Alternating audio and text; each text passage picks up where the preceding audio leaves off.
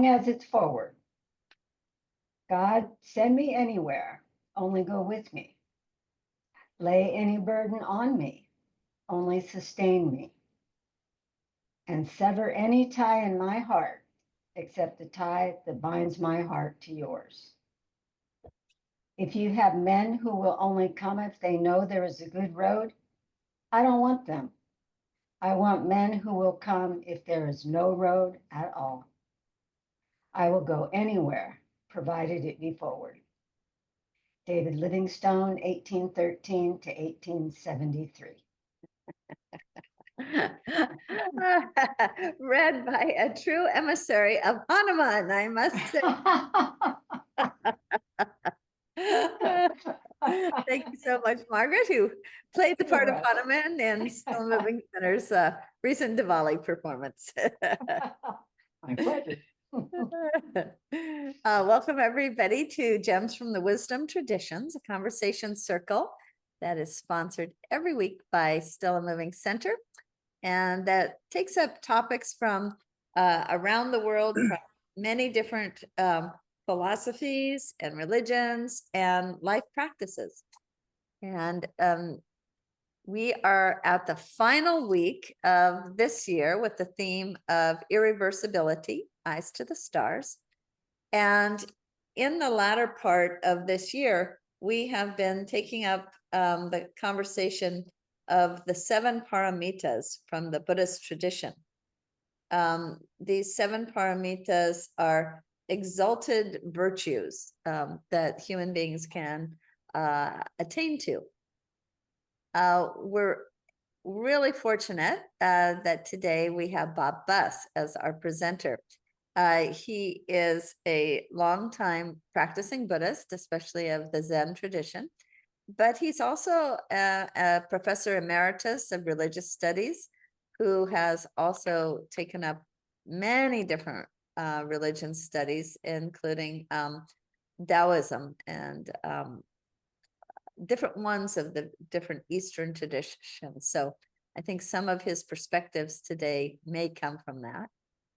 I'd like to read a little quote from Thich Nhat Hanh, the Vietnamese Buddhist teacher who passed fairly recently, on this idea of awakening. Since our study today is on Prajna, spiritual wakefulness. Siddhartha Gautama was 29 years old when he left his family to search for a way to end his and others' suffering. He studied meditation with many teachers, and after 6 years of practice, he sat under the Bodhi tree and vowed not to stand up until he was enlightened. He sat all night, and as the morning star arose, he had a profound breakthrough and became a Buddha, filled with understanding and love. The Buddha spent the next 49 days enjoying the peace of his realization. After that, he walked slowly to the deer park in Sarnath to share his understanding with the 5 ascetics with whom he had practiced earlier. When the 5 men saw him coming, they felt uneasy. Siddhartha had abandoned them, they thought, but he looked so radiant that they could not resist welcoming him. They washed his feet and offered him water to drink. The Buddha said, "Dear friends, I have seen deeply that nothing can be by itself alone, that everything has to interbe with everything else. I have seen that all beings are endowed with the nature of awakening." Again, that's from Thich Nhat Hanh. So with that, I'd like to pass it over to Bob to give us a few perspectives on this idea of prajna as spiritual awakening. Well, what you just said from Thich Nhat Hanh is it in a nutshell. So that's very good. You know, I was thinking prajna is probably the perfect idea to end the year with, because it's also the perfect idea to begin the world with. If you see in the almanac, the quotes for this coming week are beautifully dealing with Prajna and also looking towards the stars. So I'm going to kind of focus on that aspect, two aspects of awakening on the one hand and looking towards the stars. That's something that we don't do nearly enough. And so, and in the times that we're in, we're not in any worse times than any other samsaric person dealing with all of the things that we have to deal with. That's where we are. And yet we can look up at the stars. Prajna is an amazing word. It can be translated so many different ways. It can mean wisdom. It can mean insight, understanding, awakening, liberation, freedom, awareness, peace, and well-being. And it can be contrasted to delusion and ignorance. In other words, prajna is the cutting off of delusion and ignorance. In most Zen temples, the figure on the altar is not the Buddha, but Manjushri, the bodhisattva of wisdom, the bodhisattva of prajna. And he carries with him the sutras, which are the truth, the dharma, in one hand, and the sword of prajna in the other hand, which is so sharp it can split a hair. And the purpose of the sword is to cut off delusions. And so let's think about that as we look at the end of the year and the new year. I'm going to start with the shorter version of the story that Renée read. Shakyamuni Buddha saw the morning star and was enlightened. And he said, I and the great earth and beings simultaneously achieve the way. This is actually case one in Zen Master Keizan's Den Koroku, which is translated as the record of transmitting the light. It's an amazing collection of koans that actually contain 53 cases, and each one is an awakening story of one of the ancestors of Buddhism and later Zen. Basically, the first one is Shakyamuni, which is this case one, and then the Indian ancestors beginning with Mahakashapa and ending with Bodhidharma. And then the 22 Chinese ancestors, and then two Japanese ancestors, Dogen Zenji and one of his students, Koan and Eijo. And so altogether 53 cases. And in koans, we take up the case, but also Keizan wrote a poem about each case. And so there are actually, 106 koans dealt with these collections, both the case and the poem. This is the fourth collection of koans that we take up in the Diamond Sangha, my own tradition. There's also the Gateless Barrier, the Blue Cliff Record, and the Record of Ease, or sometimes translated the Book of Serenity. All of these are filled with koans. And the interesting thing about a koan is that you can never figure it out. If you're in your rational head, you're immediately going to be rang out by the teacher and said, sit with it longer. There's something more. There's something you're not getting. And that something you're not getting is the morning star. So this is what our case is about today.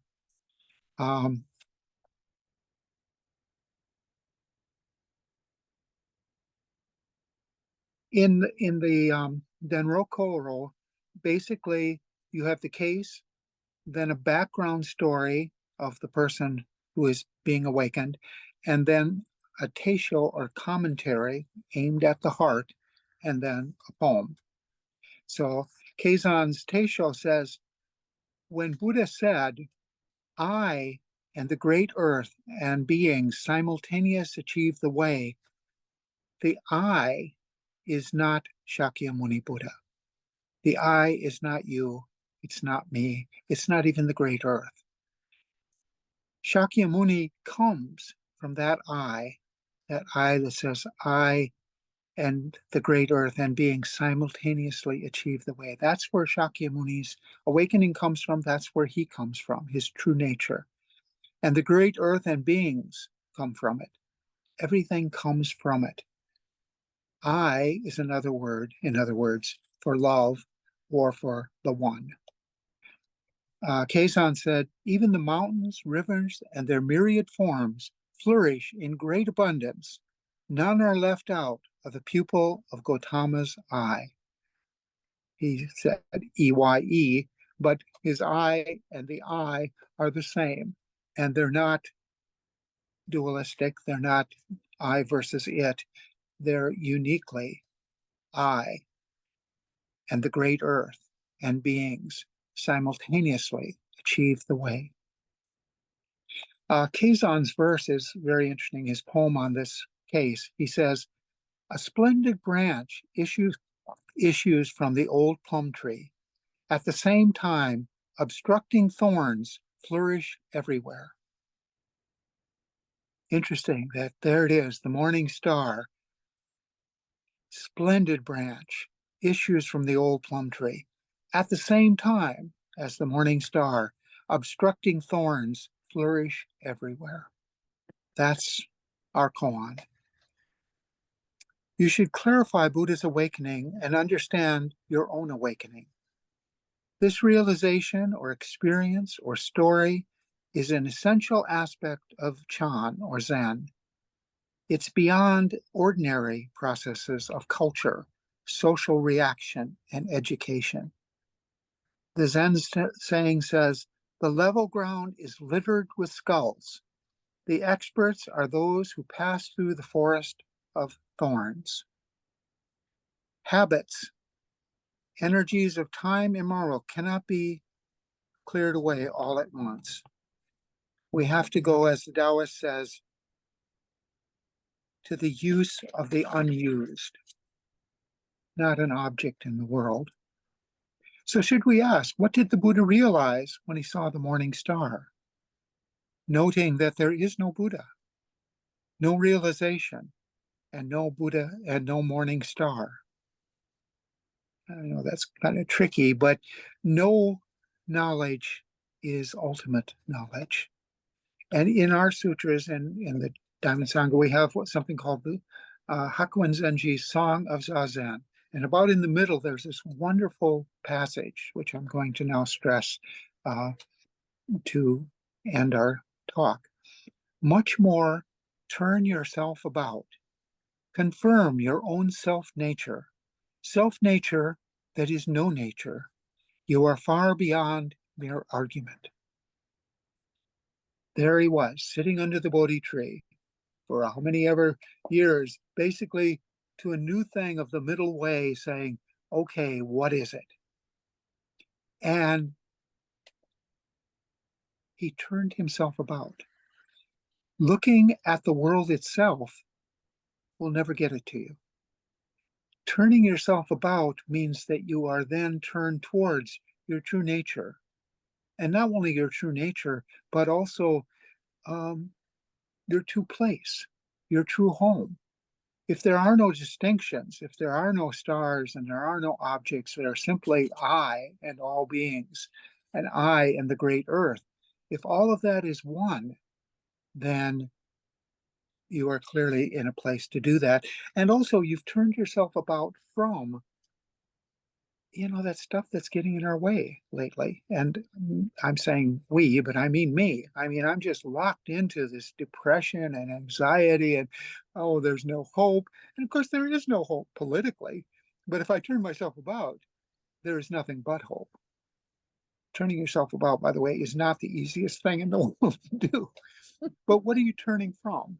Well, red and blue, Democrat and Republican, super rich and poor, social virtues and political conflict, haves and have-nots, wokes and megas, woke to, I guess, the liberal ideals, mega, make America great again, progressive, conservative, elites, working class, all of these positions. Turn yourself about. Confirm your own self-nature that is no nature. And it's not like, oh, I saw the morning star this morning. It's right next to Jupiter. And somebody else says, well, wait, that wasn't Jupiter. That Jupiter's in the evening. That must have been Venus. That's not turning yourself about. That's not truly seeing the morning star. Awakening is to get over and past all those distinctions, attachments to form. That's what Kazan calls them. We don't have enough time to go into it, but I'd like to suggest that turning yourself about is really what the Buddha called the three jewels: the practice of Dharma, true nature, the practice of Buddha, true nature, the practice of Dharma, true wisdom, the practice of Sangha, true community. And all of those essentially are seeing the morning star, protecting the flip side of that world of argument. And it's refuge that we're turning towards, not security. I don't feel very secure in our current situation politically, but I can turn myself about and find refuge in the Buddha. Jesus called this holy living in a holy world. And we know, of course, in Jesus's terms, that world is not the ordinary world we're looking at. It is the world in which I and the great earth and beings simultaneously attain the way. In the beginning was the Word, and the Word was with God, and God was the Word. Those are all aspects of turning yourself about. Taking refuge in the Dharma means to apply the wisdom of Buddha's teachings, the living Dharma, to everything, a grain of sand. Taking refuge in the Sangha ultimately is to see the Sangha body everywhere, from us in our Gems talk to the morning star. The three jewels can be a lifeline for us in trying times. Our trust in them is strengthened through energy and daily practice. By regarding connecting with the three jewels, we polish these jewels in our own heart minds, and they shine brightly, leading us out of the dark.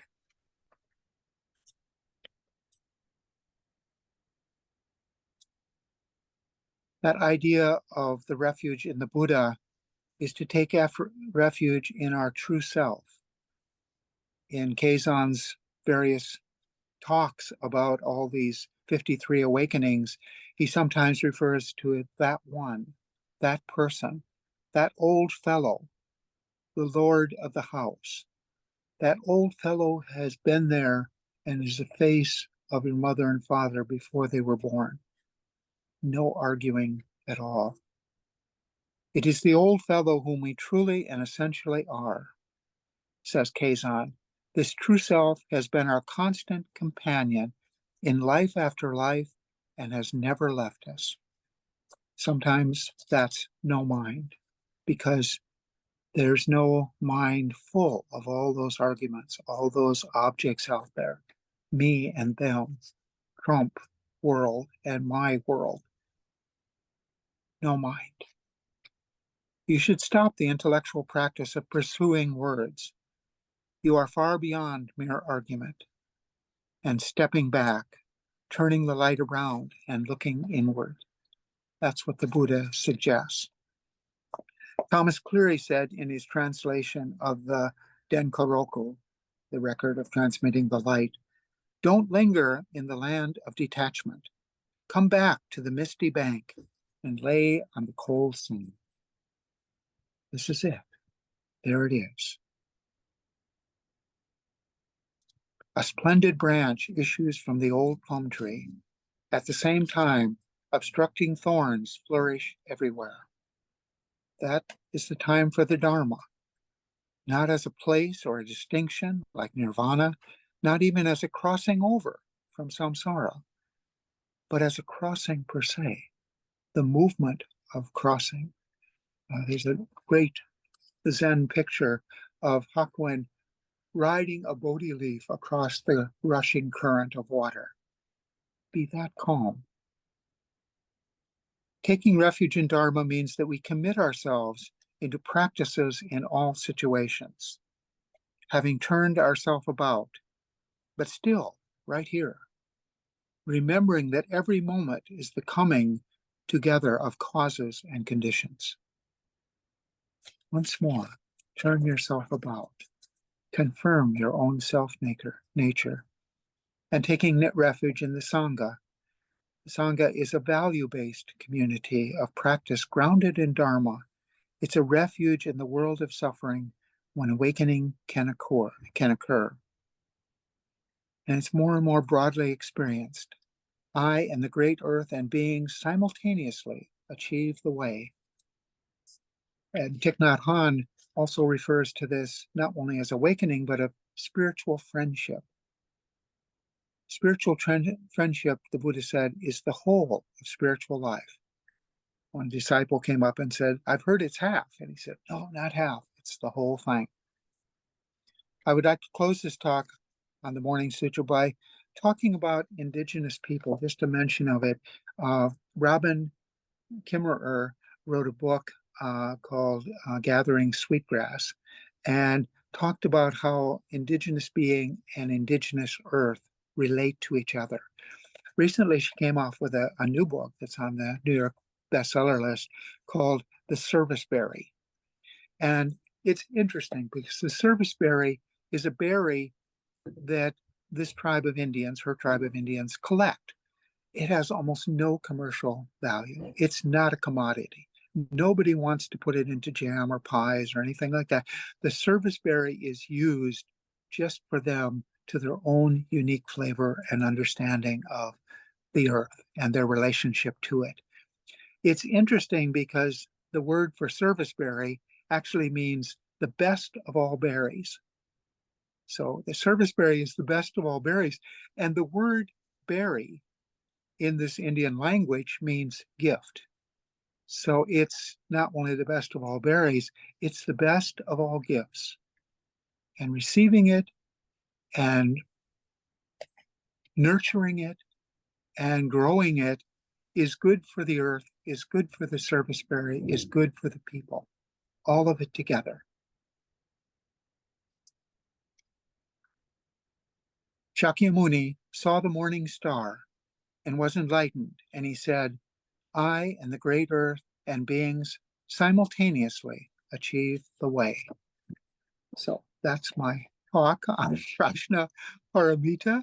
I welcome your comments and questions. And again, I didn't present it as a scholarly thing of what is the meaning of prajna, but the experiential thing of looking at the morning star, turning yourself about, confirming your own self nature.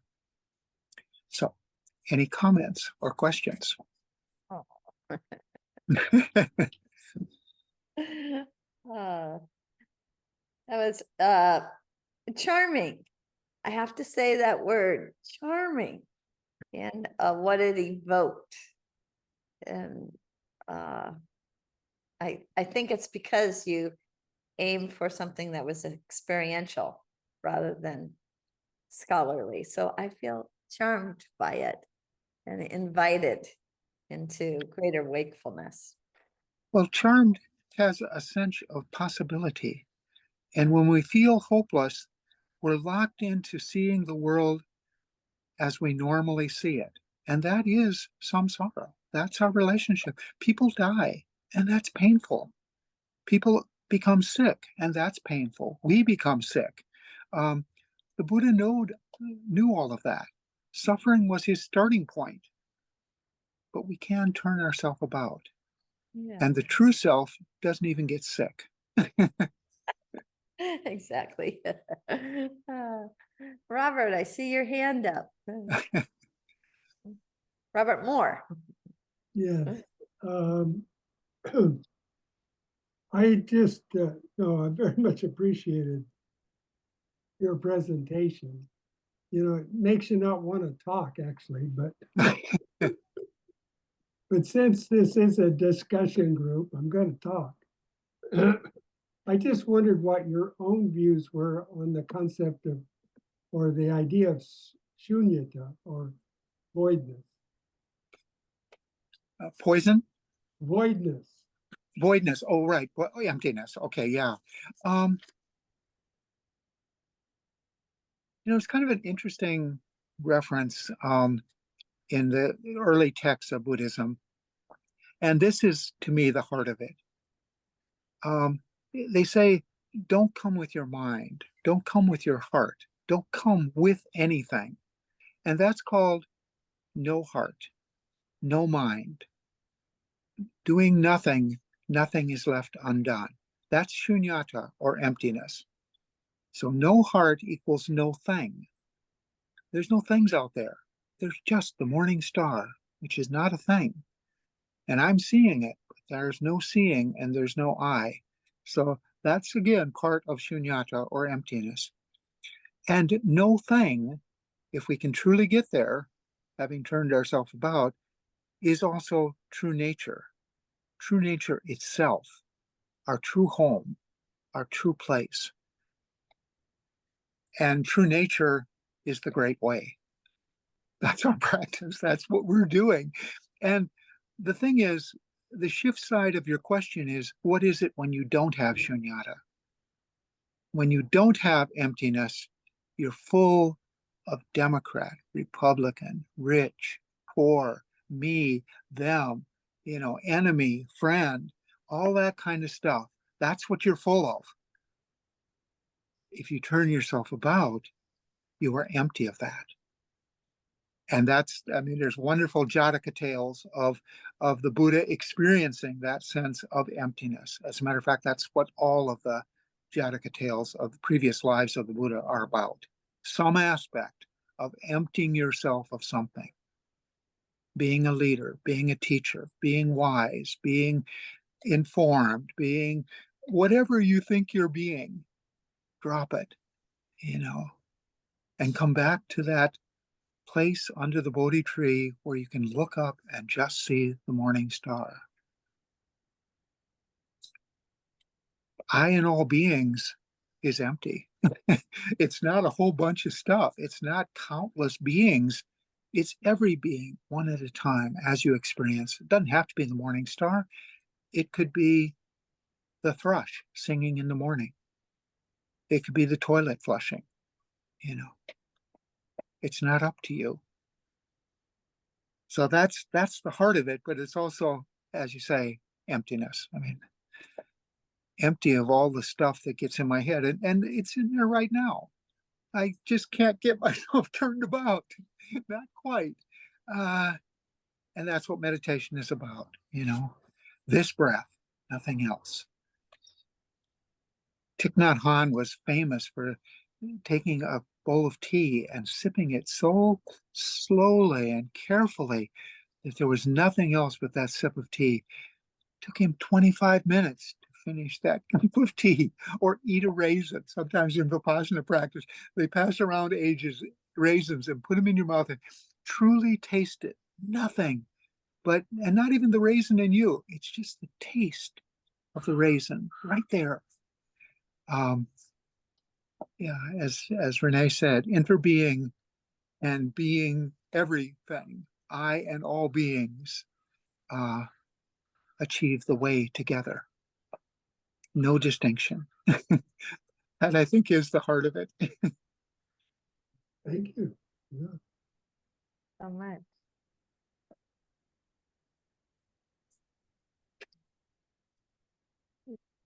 Can I ask whether people amongst us have little glimmerings of this experience of being awake, truly in the present moment with nothing else going on, just now? What is now? Or what's not, what is not, but it seems like it is, and we're we're here to experience that.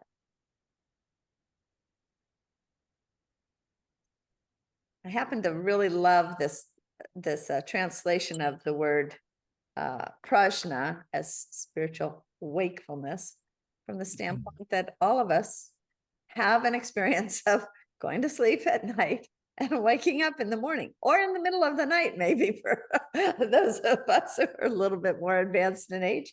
We did that a lot too. We wake up. And so I'm asking from that perspective, do we have a glimpse of what this spiritual wakefulness might be?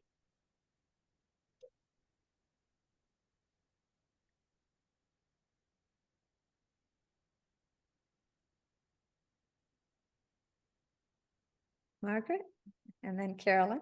This isn't really answering your question. Before I can answer your question, there's something I would like Bob to clarify that I might have heard wrong. There is something that you said in the talk about detachment. It was a sentence that it was a quote, I think, from somebody else who said, you need to get rid of your detachments or turn your back on detachment, something like that. And I was thinking it surprised me because I was thinking it would be just the opposite. So I thought I heard it wrong.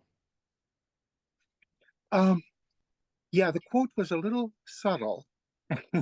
And listen to see if you can kind of get the point of it. Because obviously we're trying to drop our attachments.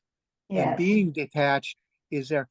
But the subtle thing is that being detached from attachments is living in the world of attachments. Got it. And Okay. that's kind of, so here's the quote. Don't linger in the land of detachment. Come back to the misty bank and lie on the cold sand.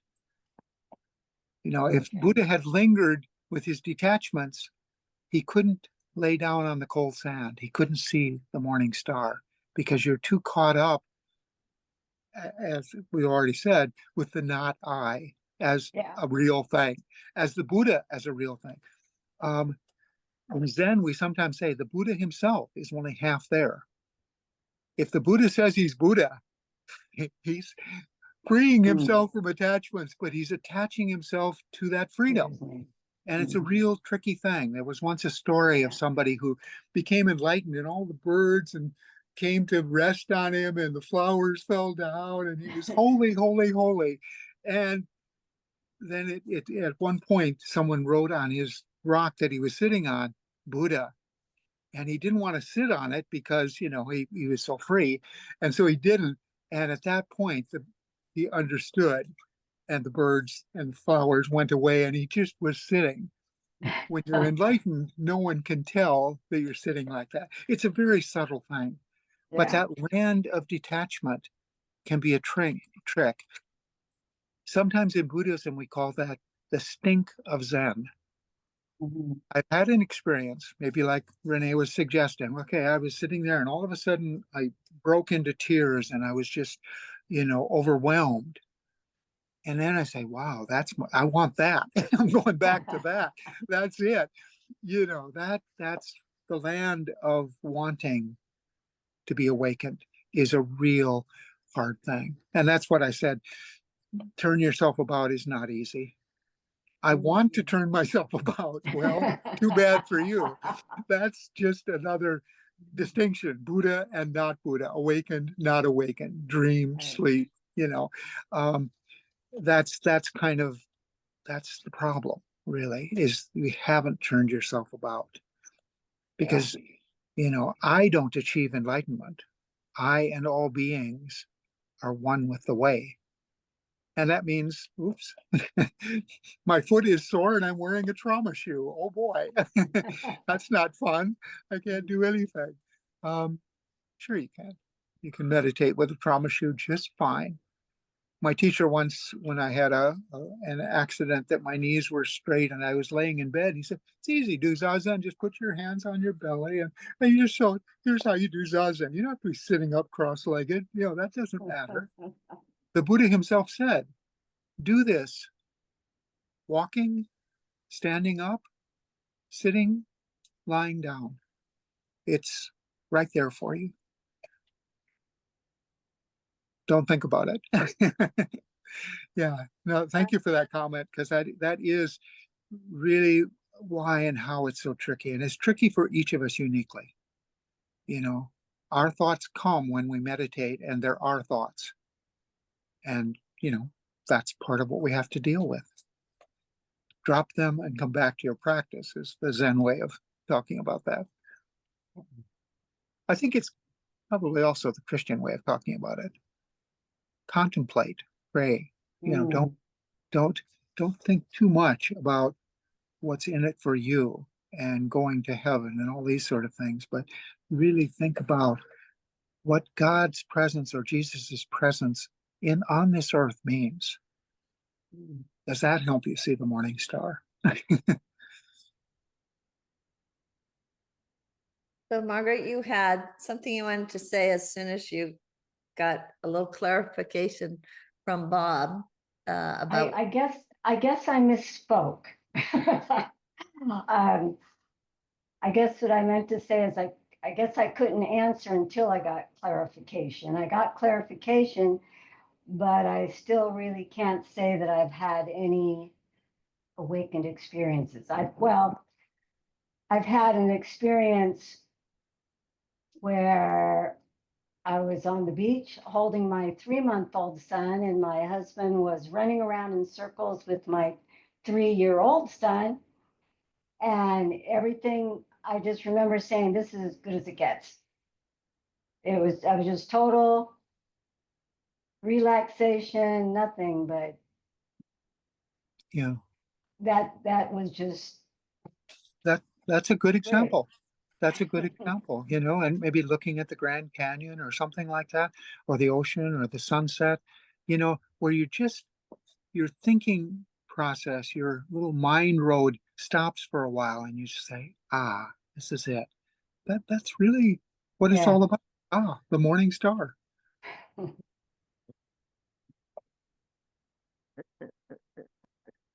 This keeps coming into my mind about Thich Nhat Hanh. I think he defined emptiness as being empty of self Mhm. in relation to everything else.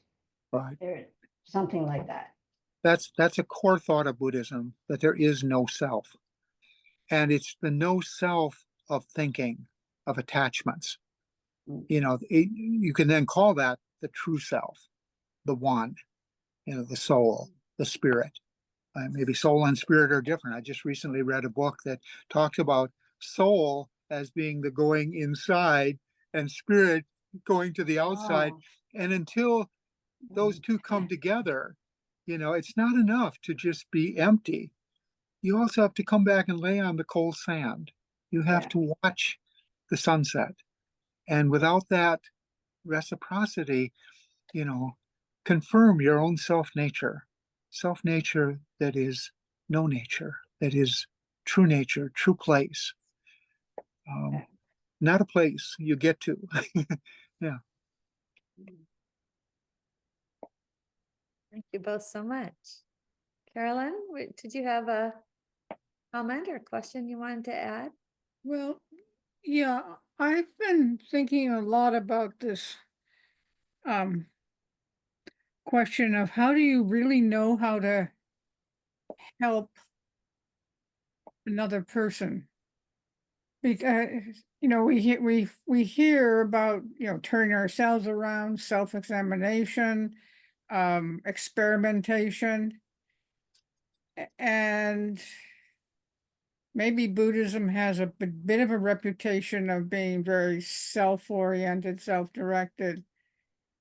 But in this time when so much despair, so much, you know, maybe missteps or whatever, you know, is it presumptuous to think we can help others other than, be friendly or something like that? How do you develop knowledge and courage to actually engage in something that's relevant to helping others?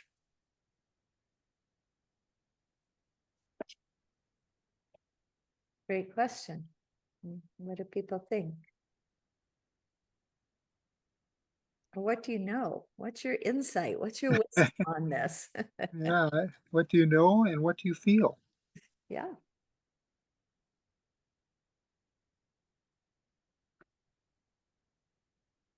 I feel as if I have been helped by the experience of cockroaches.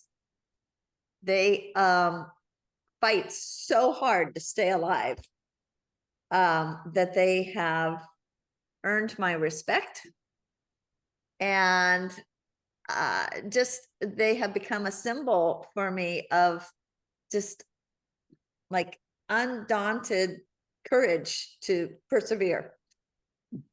So if a cockroach can help a human being, I certainly believe that each of us can help our fellow human beings, and that it is not presumptuous at all for us to think that we could be of help.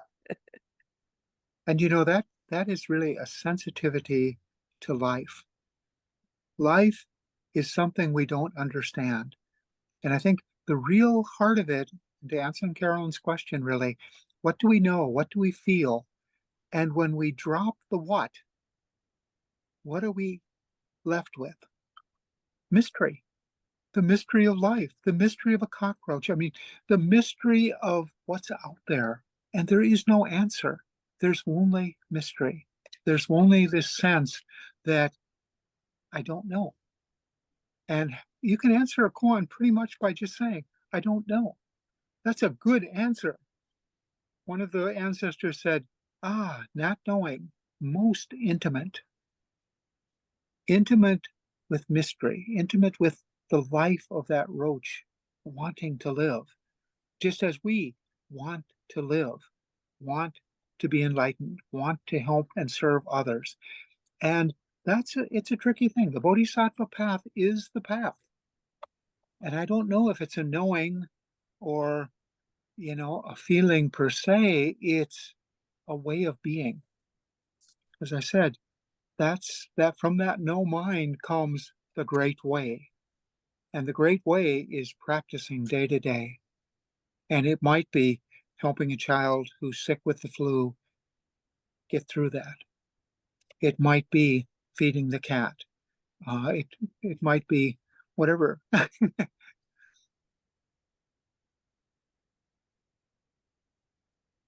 Thank you. Beth?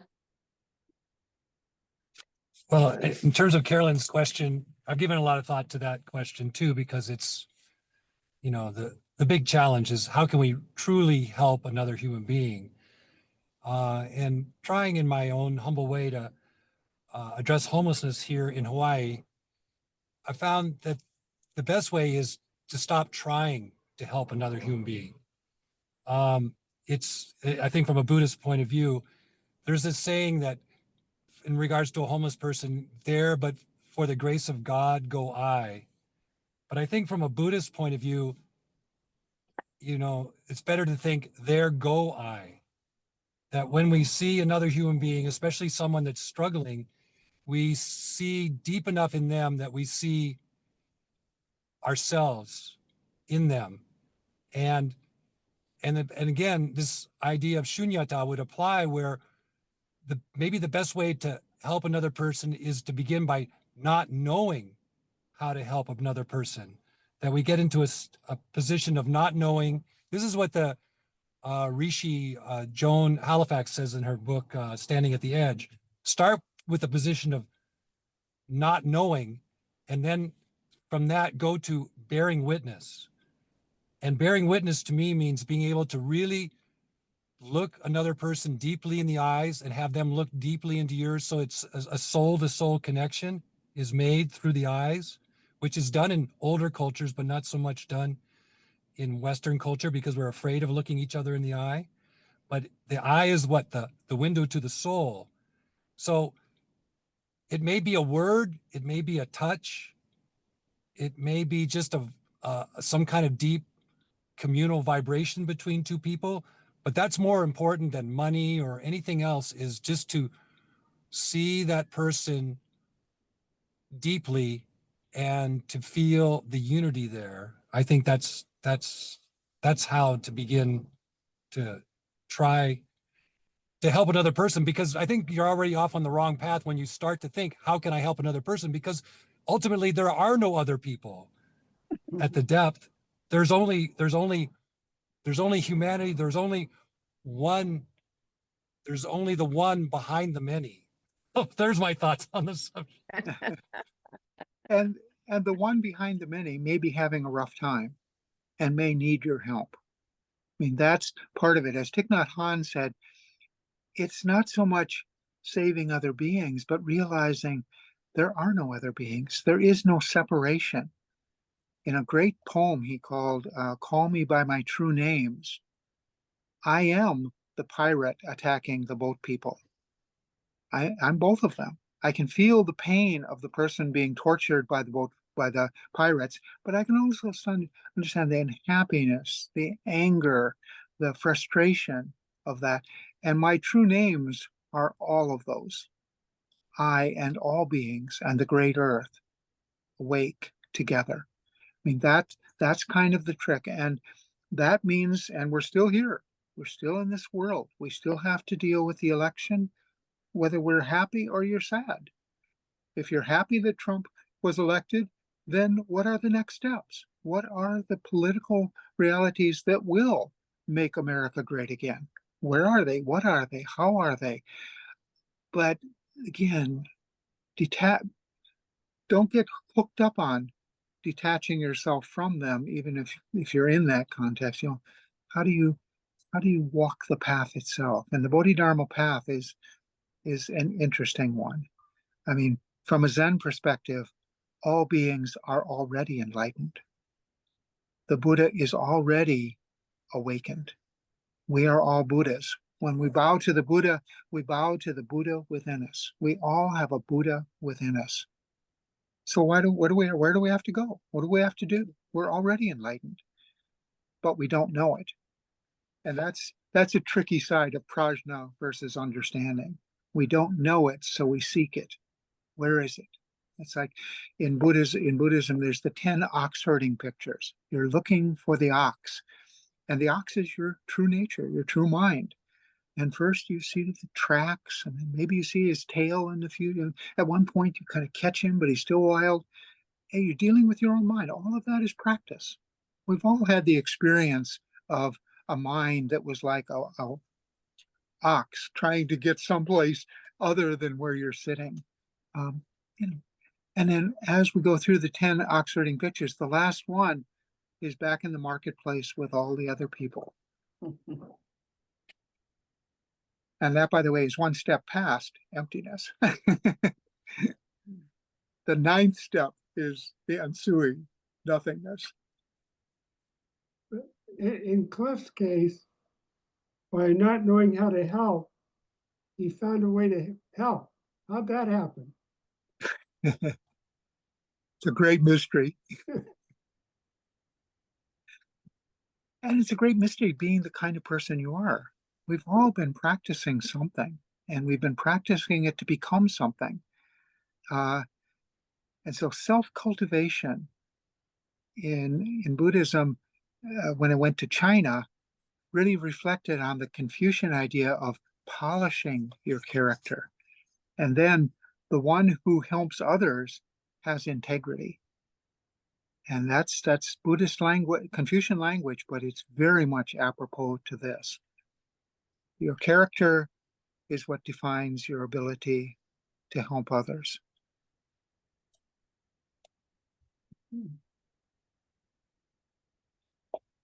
Carol, And that's as hard as turning yourself about.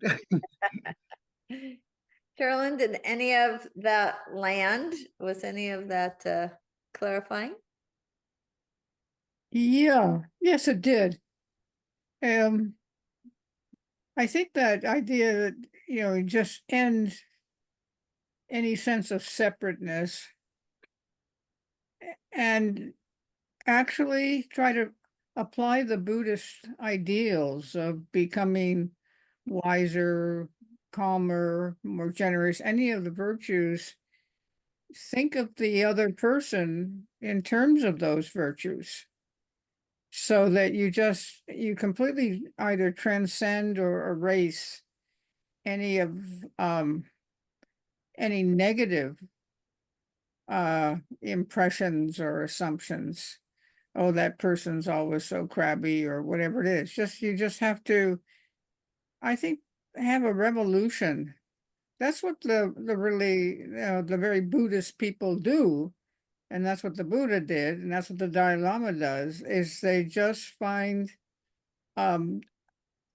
another way to look at others. And just leave behind all the, what you might call the earthly or social observations that we think are somehow accurate, because you have to think also a lot about transformation, and that we all go through transformation. It's just a question of what what are the elements of transformation that we attempt to understand and practice. I think that helps. And also just look, maybe look at the context we live in a much more positive way. So we're not seeing, anger and bad things in the news and all the rest. We maybe have to more strongly see the world that we imagine is really a very good world and full of generosity and other qualities. In other words, maybe we have to help, we recreate the world and all the people in it, in our, with our attitudes, our feelings, and our speech. So there actually are many ways that we can be helpful that don't seem like anything big or transformative, but they actually are building blocks to building a better world. Then we see people are within that better world. Yeah, that's exactly what turning yourself about means. You're recreating your world as it really is. It really is interconnected. Everything is already interconnected. Buddha nature is inside that other person already, but not from this world of argument. You have to get to this other perspective.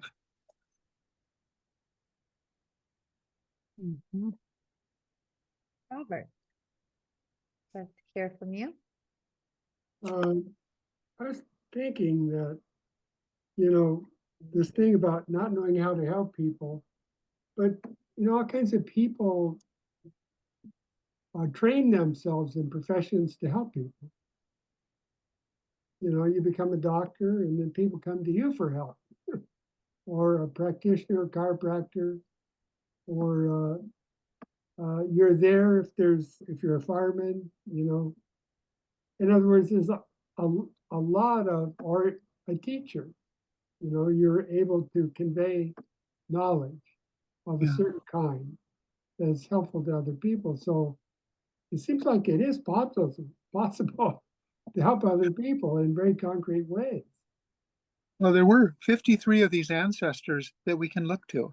And it was very funny as I was working through these koans, the Indian ancestors are very different than the Chinese ancestors. The Chinese ancestors tend to be right there with the earth.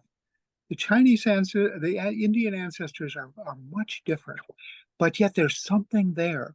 There's something that could be advice for you or a good teacher. And, a teacher for me may not be the teacher for you. Teaching is really hard. There's a Zen saying that says, I'm pecking as hard as I can on my shell to get out. I want to see the morning star. Can you peck a little to help me on the other end? And, that's the koan. Can you? Is there anyone else that can poke on your shell to open you up? Your shell being your world of normal thinking and argumentation. Okay. There was one thing, I was going to save it for Mary for Christianity, but I came across this wonderful saying from The Givenness of Things by Marilyn Robinson. And she talks about God taking pleasure in his creation and what that would mean. And I just wanted to read that to end. If God has taken pleasure in his creation, there is every reason to assume that part of his pleasure is in your best idea, your most generous impulse, your most disciplined thinking on whatever is true, honorable, just, pure, pleasing, excellent, and worthy of praise.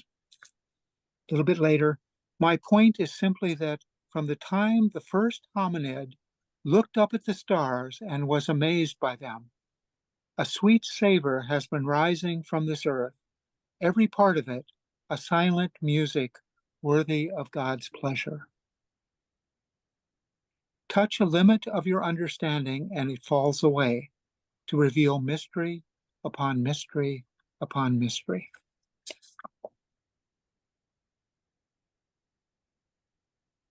You. It's fun to have a Buddhist read things about God when I know that it's not really actually part of the Buddhist tradition at all, in a way. Well, it's still looking up at the stars, Yes. and that's all she's talking about. And seeing God in the creation is getting past the I, it kind of thing. So there's a lot of commonality. Of course, it is a Buddhist reading a Christian. And we all know God is Tao, but Tao is God. I mean, the Christian does have a way of walking the great way. Well, I'm going to let you know about next week, and in the meantime, maybe one of you will be willing to give Bob Buss a vote of thanks when I'm finished. So we will be moving from this year's almanac, in which we've been taking up the theme of irreversibility, eyes to the stars. And I'm so glad that Bob was able to, here I am again. I'm so glad that Bob was able to make that linkage between looking to the stars and this idea of Prajna as we finish up this year of irreversibility, eyes to the stars. And then next week, we'll be moving on to the 2025 Almanac with the theme Light on the Path. And so I think that the continuity between the two is really marvelous. And